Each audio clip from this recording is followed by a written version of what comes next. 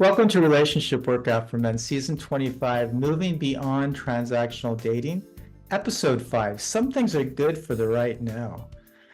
I'm here with my guest, Anna Jackson. She's a psychotherapist based in the UK, specializing in everything mental health related. And today's topic in this episode, we're going to discuss, you don't necessarily want to ask all the tough questions on your first date. Be self-aware and tune in to how you feel and not just stuck in your head to guide the timing of asking the tough questions. So what do you think about this on timing? Timing, I think, is incredibly important. Incredibly important. I think when you want to ask someone something, you really want to get them in like the right frame of mind, the right mood. Obviously, you can't always do that. Like some questions need to be asked kind of sooner. Like if it's a question about tonight, but there's still you can still gauge it. And I think a lot of that comes down to like feeling and empathy and knowing or tuning into that other person's space and kind of seeing what their aura is like at that moment. And a lot of it is very obvious as well. They could just be like, I'm really busy at work, can we talk about this later? That's a very obvious, don't ask them a question there and then. Ask them even if it's an hour later. But kind of tune in and really like come around to how they're feeling and not just, I need to ask this now. But tolerate the uncomfortableness. Yeah. But if I'm dating someone, some of the tough questions might be around, do you want to have kids or not? Do you want, some of the basic compatibility, are you religious? Are you like, there's some questions that you don't necessarily want to ask the first.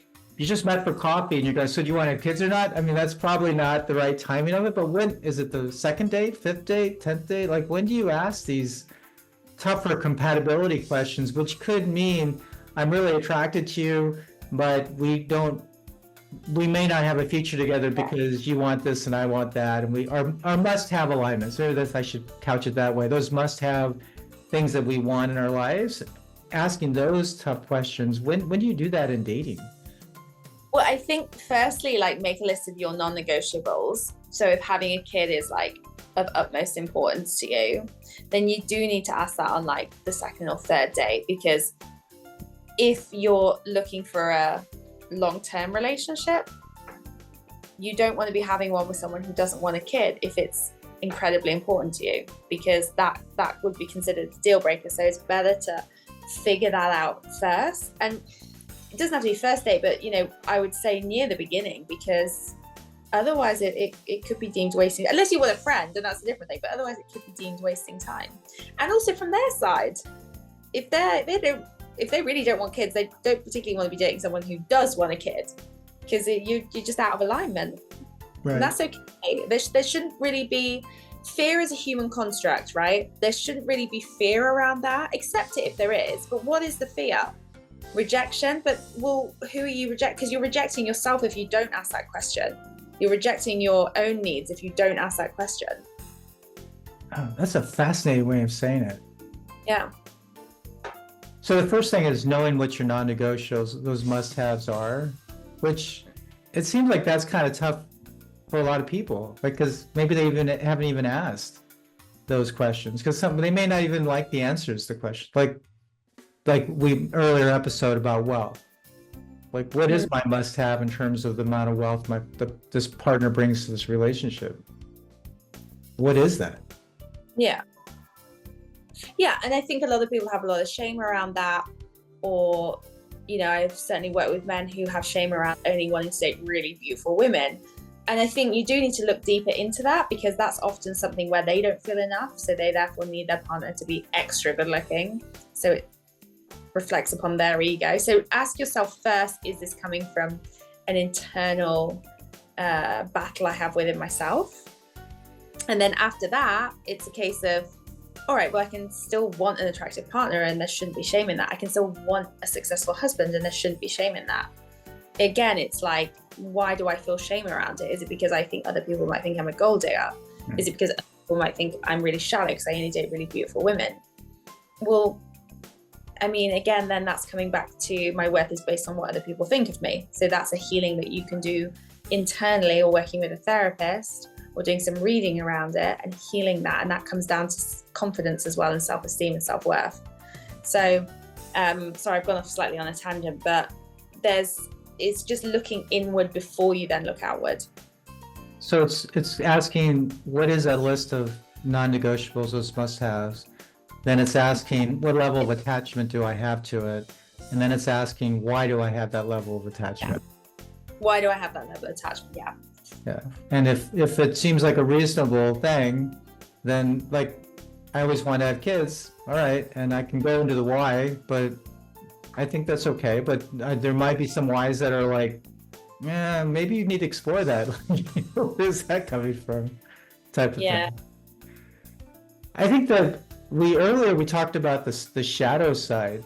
I'm almost wondering if that shouldn't be a must-have, that you've at least thought about what's in your shadow side and are able to talk to that, what's in it and what you're doing. That's self-awareness, because it's easy to point fingers at, okay, I want to have kids, or this is where I want to live, and those types of things. But self-awareness and working on self-awareness, shouldn't that be a must-have?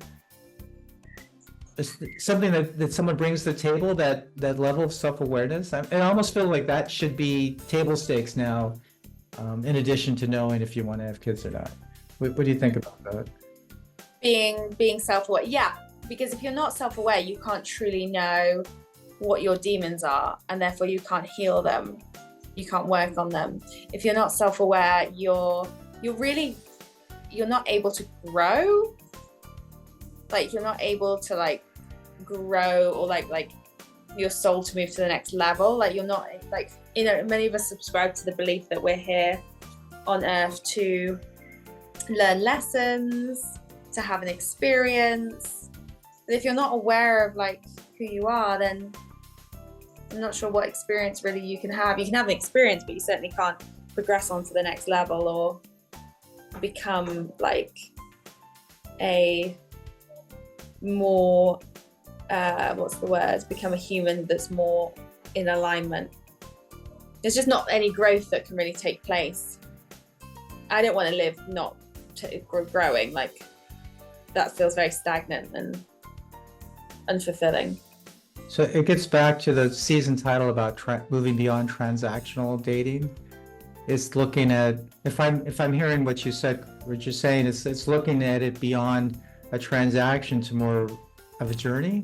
I don't know if that's the right word to use, or maybe that, but if I think about my life as a journey of growth and so forth, that's self-awareness. Because if I'm looking for a long-term partner, that means I'm looking for someone who will grow with me, who will take this journey with me. And so it can't be transactional. It has to be, it's far beyond that. Yeah. How do you know what tough questions to ask? Like, what are those questions to ask? Like, well, you have to ask them to yourself first. What do I want this, and why do I want it?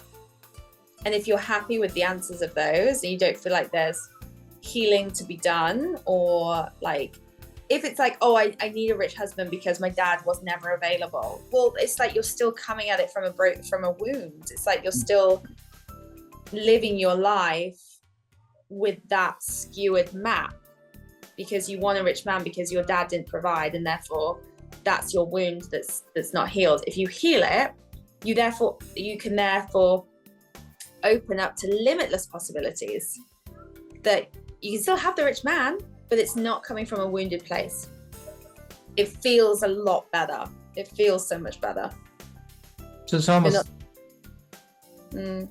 in a simple way for me to think about it, it's almost like that attachment. Is it coming from a demon, or is it coming from wisdom? Yeah. It's like one or the other. Light or dark. Yeah. Yeah, light or dark. Good place or bad place. Yeah. It's almost, if you chase things from a bad place, I don't know if you have experience of this, but if you chase things from a bad place, whether it's a relationship or elsewhere, it doesn't tend to work out so well. It kind of just doesn't. You know, like a lot of people who have very successful businesses, they weren't, okay, of course the money is great, but they weren't chasing the pound sign, the dollar sign. They were providing humanity with something. Facebook, connecting humanity. People can say what they like about it now, but originally connecting all of us, you know, like I can go online and chat to someone Mongolia or whatever, you know. Amazon making shopping just so accessible to what we can be in our homes and order whatever we want, and it's delivered within a couple of hours. They're really fixing something, and I think, you know, those guys would have said that their focus wasn't on it was coming from a good place. On that topic, I was talking to another therapist, and he made the point that all men need to have purpose. And I think that's kind of how you just described it, like to have doing something with that journey, to have a reason for that journey. I guess it's because if there's no purpose to that journey, then it gets back to being transactional. Then I'm just moment by moment being transactional. Is it Viktor Frankl, Man's Search for Meaning? It's a really famous book, like incredibly famous. It's about a guy who was in one of the concentration camps in World War II. His wife was killed. He had the opportunity to go to the States beforehand, but he didn't. He stayed where he was, which I think was Poland. Jewish, obviously. But it got him through. It got him through this concentration. To Man's Search for Meaning is like, it's just so profound, but they speak to that a lot in that book. So if we're looking for a long-term partner, and if we want to have purpose in our life, and we see our lives as journeys, then we're trying to find a partner who can take that journey with us. And not necessarily, I think that purpose could be a very personal purpose. It doesn't have to be a joint purpose per se, but your partner can support that as you support her purpose. I think that's kind of asking the right questions up front to be able to be on that journey together. I think is kind of what we're talking about here. Yeah, so all of this is another, sorry to keep naming books, but there's another book that springs to mind, which is The Way of the Superior Man by David Dada. That is like, for men, basically a Bible. It is so profound. Women can read it too. It's good for women to read it too. But for men, it's changed the game for a lot of men. So shout out, not affiliated, they're really famous books, but shout out for both of those books. Yeah. And that's on purpose. So how important it is for men to have, if you take away a man's purpose, you kind of take away his everything. And so I think women need to accept that as well.